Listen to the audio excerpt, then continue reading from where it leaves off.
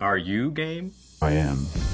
Bruce Shelley's career began alongside one of his biggest idols. That was sort of his trial by fire. He got a chance to hang out with one of the great game designers in PC gaming history.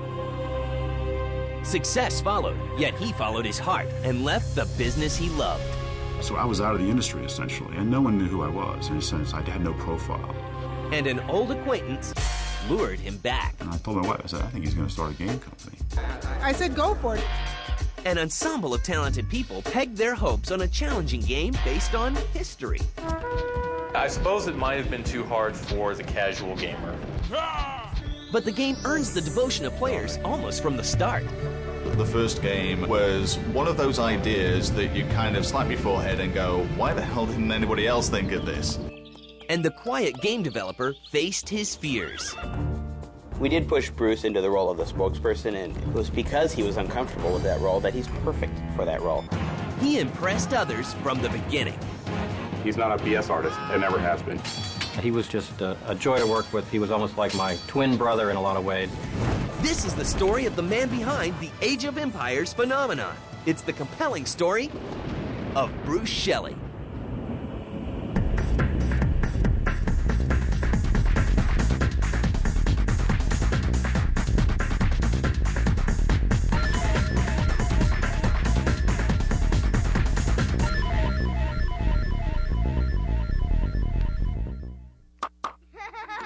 Bruce Shelley, the man who would make and relive history with his innovative video games, began life in a very typical Chicago family.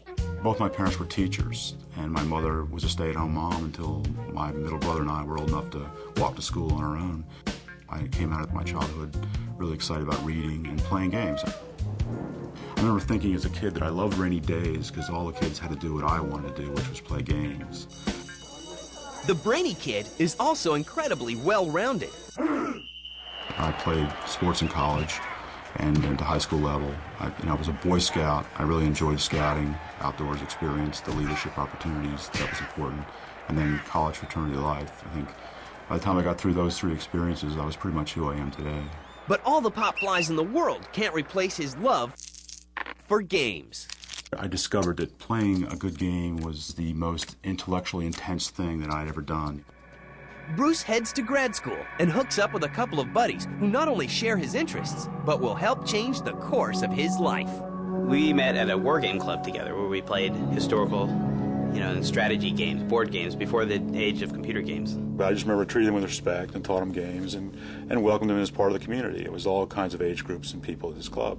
He was always the center of attention. And I was just a kid from junior high school who came there to play games. And this college club gets Bruce one step closer to civilization. He'd just be sending his yellow pads just full of game notes, everything he thought, and into these game companies. So that's just basically my first memory of him. Actually, I helped start a company called Iron Crown Enterprises in Charlottesville, Virginia. There was friends of mine in a game club at the University of Virginia. I traveled to game shows and helped them sell their products. And we just all did it for free. And that job led to the next. Shelley lands one of his first real gigs as a professional board game designer with Avalon Hill in 1980. He finds success, but his creative side becomes restless. I was working for a board game company in Baltimore, Maryland, and one of my friends introduced me to a game called Pirates. People asked me what was the game that most influenced me getting into interactive gaming, and it was Pirates on the Commodore 64. The young game designer is so inspired, he makes a bold move. I thought it was an incredible game. It wasn't so much that I wanted to make that game myself. It was the fact that I wanted to work for a company that made products like that. I said, this is what the future of gaming is going to be. Shelley sets his sights on a job with Microprose, the game company led by gaming genius Sid Meier. I lobbied for that job for like a year, and I finally I got that job and went to work for him. The young protege finds himself side by side with one of his idols. That was sort of his trial by fire. He got a chance to hang out with one of the great game designers in PC gaming history. He prototypes by himself. He does his own art, does his own programming, And he brought me into that process. He was just a joy to work with. He was almost like my twin brother in a lot of ways. He gave me a lot of support, a lot of ideas. The games really wouldn't have been the same without him. We have to understand our working relationship. Basically, the two of us worked together almost, by alone. It was like there was a joke in the company that one group of people called us the A-team. He could kind of handle things that I didn't have time to work on, left me free to do the programming and a lot of the creative stuff, so we made a good team. Working with him was like I've described that as going to game design university. I mean, it was more than just making games, it was considering and analyzing the process. The game god and his disciple produce a number of home runs. The first is Railroad Tycoon. If you read the credits of the game, they say, by Sid Meier with Bruce Shelley. I just felt that was my role. He was a star. The strategy game Civilization is released in 1992 for the PC, led by designer Sid Meier, and on his wing is Bruce Shelley as co-designer.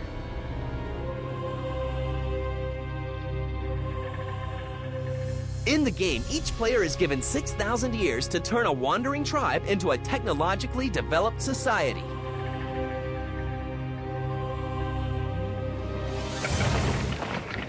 Civilization is touted as the most open-ended and flexible computer game ever developed, and gaming fans around the world hope this dynamic duo will last forever. He worked with Sid for a while, and in a lot of ways I think was sort of groomed to be his heir or protege. But another side of Bruce's life begins to take priority. What happened was my wife was an executive with Citibank, and she made a lot more money than I did. So her salary was like 3 times mine, and there was a contraction in the mortgage industry, and she did not want to move back to St. Louis, so she left her job. And we started looking for a new job for her, and it turned out the best opportunity that came for her was in Chicago. And in 1992, Bruce Shelley leaves one first love for another. So we made the decision that I would leave Microprose and go with her to Chicago, and then I would look for something else to do. So he leaves designing behind and tries his hand at writing. I said, I think I could do that. I've written all these 200-page manuals. I think I can write a strategy guide. And the publisher said, this is a great idea. We've never had a real person with game design experience write these books. The game genius finds it hard to hide his intelligence. If the game was a good game, it was a lot of fun. It was interesting to look and see what they've done. Shelley finds himself slipping further away from the business, and later makes a decision that will take him away from the person he loves the most. So I was out of the industry, essentially, and no one knew who I was. I mean, in a sense, I had no profile.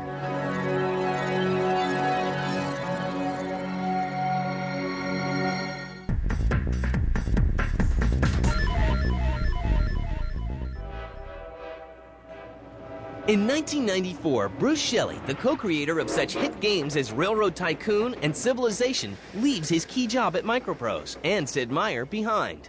He follows his heart and his wife to a new life. I was living in Chicago, and I was actually making a living as a freelance writer, writing strategy guides. And Tony Goodman is all grown up and ready to play. He had started a business consulting firm in Dallas, never given up the idea of someday having a game company. And he started calling me up when I was in Chicago, and we'd have these 2-hour phone conversations about, well, how do you make computer games? And I told my wife, I said, I think he's going to start a game company. And he did offer me an opportunity. He says, do you want to come and join us? She goes, well, this is crazy, the game business and this kid, who's going to want to start a company?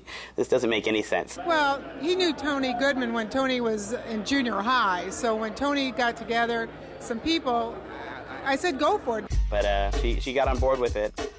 So in January of 1995, Bruce Shelley accepts Tony Goodman's offer and joins the new company, sliding into the position of senior designer and co-founder. Bruce isn't only half the brain behind launching the company, he also spends time developing a new mythology department. The company name is Ensemble Studios. It's a nod to the way the group makes their games together as one big happy family. We didn't have one Sid Meier. We had half a dozen guys who together brought the skills together that he had in one person. So we had to come up with a way to use 6 people to do what he had done as one person. Joining the cast at Ensemble in Dallas means leaving his wife behind in Chicago, but not for good. I go to Dallas at least once a month. A lot of the things I do, a lot of the writing and catch up on the game and do the team building things we do the play testing. And then I can also get quiet time away from all these meetings and, you know, do my own work at home. Everything about working with Bruce has just clicked from day one.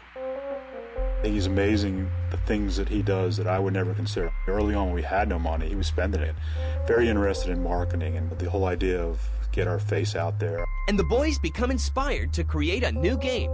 Bruce really liked the idea of doing a game about civilization. That's a topic that he had taken on before. But we wanted to do something in real time, which as opposed to doing turn-based games. We had examined all the other games in our space, and what were they doing well, what was the bar that they had set, and where were the opportunities they left for us. There was lots of conversations about it. I said, you know, let's show what the history of Greece was about. You know, we had Jason the Argonauts and the Trojan War and things like that. A lot of people thought, well, historical games will never make it. Who's interested in history? If they wanted to learn history, they'd be at school, and things like that. And how would you describe this new real-time strategy game? You're in the Stone Age, and the whole world is dark, it's mysterious, you have very little knowledge of what's happening in the world, and you have a small little village and a couple of people, and your goal is to turn this little tiny start into the first great civilization on Earth. And the name of the game is revealed. I know it went through several name iterations. It was The Rise of Man, and it was called Tribe. Age of Empires was the game that the name ultimately it shipped under, and that's sort of stuck. Age of Empires, Ensemble Studios' first game, is released by Microsoft in 1997.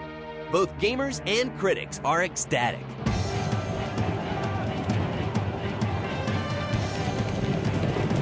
As soon as it went out the door, it just sold and sold.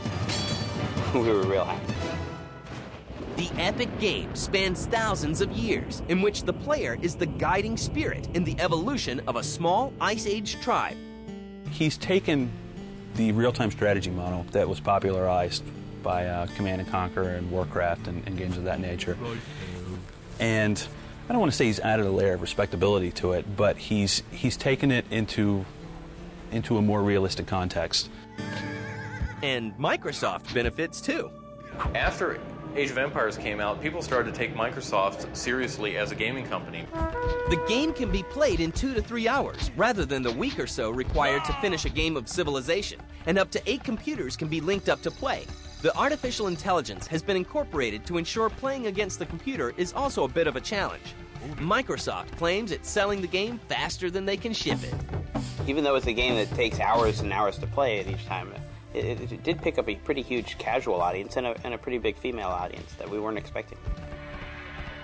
Age of Empires, the first game, was one of those ideas that you kind of slap your forehead and go, why the hell didn't anybody else think of this? You take real-time strategy, which is the hot vogue, and you give it historical context. Age of Empires receives numerous awards, and by June 1998, Microsoft has shipped more than 1 million copies worldwide. And later that year, Age of Empires: The Rise of Rome, an expansion pack to the award-winning strategy game, is released. I think we felt it was demanding, and we worked hard in our follow-up games to make it easier for people. So, I mean, we recognized that it wasn't perfect. We said, oh, how can we top that? And so we said, well, what's a bigger historical topic than ancients? And we said, well, medieval, that's the biggest topic. Let's do a game about knights, kings, and castles. In the fall of 1999, Age of Empires 2: The Age of Kings is released, along with vast improvements from the first game. 2 spans 1,000 years, from the fall of Rome to the Middle Ages. We need a mangonel ram to get through these walls. Look out! A battle rages ahead. Stay back! Bruce rips out the first game's AI engine and rewrites it. And what's the gameplay like in this one? I think Age of Empires 2, The Age of Kings, is as close to perfect as we've ever gotten. I mean, our challenge is to make a game that good again someday. I mean, it all came together in that game. The art was improved significantly. He sort of had less of a Legoland approach, or look to the game in more of a realistic scale and depth. And the crew from Ensemble does it again. The original AoE was a success, but it was actually AoE 2 that became a monster hit. That's where the series really took off. It was then that I first saw the girl. It wasn't an accident that we put a woman in the game, you know, as a character. Her name was Jean. Because, you know, we found out that women like playing Age. So now there was a hero who was a female, who they could follow the career of this woman in our game. Bonjour, Jean. My colleague and I will escort you to the Chateau of the Dauphin, or else we will die trying. And it wasn't an accident that there was a French character and a German character. They were our two biggest international markets. And in the spring of 2001, Microsoft acquires Ensemble Studios. The Microsoft philosophy is really to get the best products in category, and they're not about just getting a huge roster of titles. It's really quality over quantity, and it's sort of cliche, but it's really in practice at Microsoft. And Ensemble is a leader in the RTS category. By the end of 2000, Age of Empires 2, The Age of Kings, is #1 on the holiday sales charts worldwide. And the expansion pack, Age of Conquerors, is also flying off shelves. But it's what Bruce Shelley and the group at Ensemble decide to do next that stuns fans.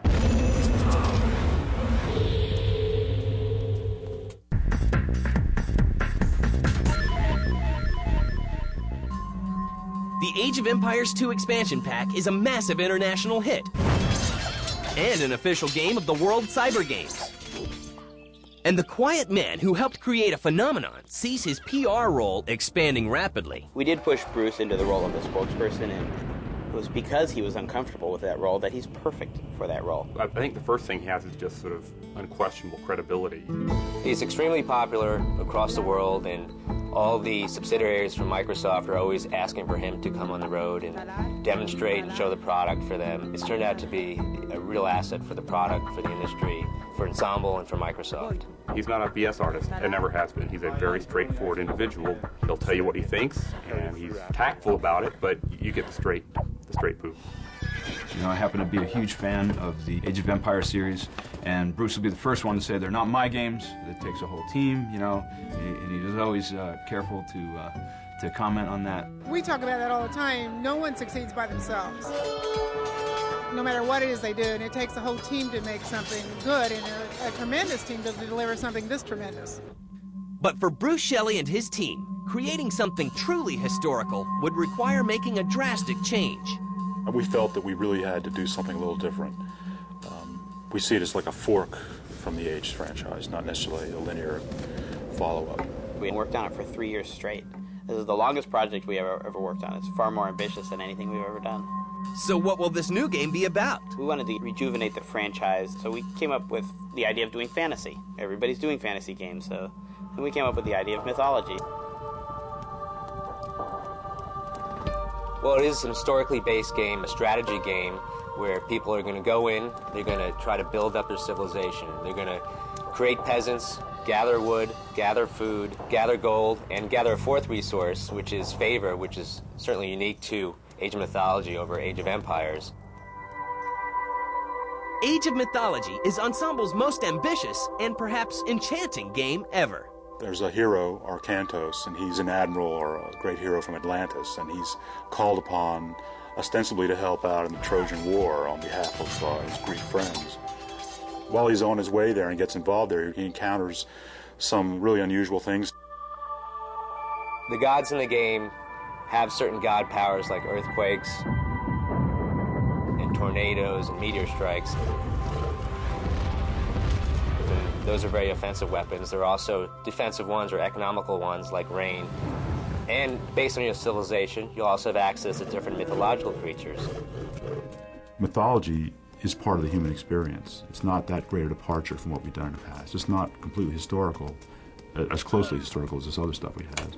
But I think 1,000 years ago, people believed these gods were real. Behind the magic is something computer-driven, a new heavy-duty 3D engine. Unofficially, the work on the 3D engine began about 5 years ago. A 3D engine is the centerpiece. It's the piece of technology that allows the game to run. In Mythology, we took advantage of the 3D technology with our dramatic god powers, tornadoes and earthquakes. Impossible to do in a 2D game, but really cool looking and dramatic in 3D. The myth creatures are special attacks, flying units, underwater units. The combination of 3D technology and a mythology just work together really well. when a god power is revealed and, you know, meteors fall or lightning crashes. That's not something you would ever really see in a historical game unless it was just a historical occurrence. But in Age of Mythology, that'll be something the player can control and make a decision on and get a lot of visceral feedback. The game features an organic musical score by incorporating unique acoustic instruments.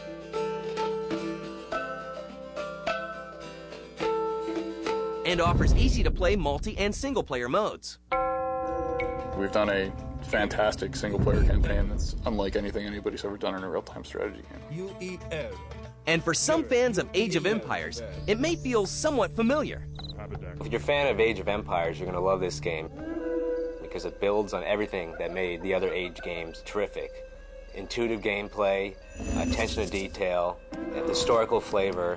Plus now you have the addition of these mythological creatures and god powers. And easier gameplay for all levels of players. It's a new game and it's really great to play. It's got something for everybody. It really does. It's easy to pick up, it's easy to learn. You get to see some really cool things. I mean, you don't often get a chance to drop a meteor on someone. In the fall of 2002, the game launches with a gala premiere.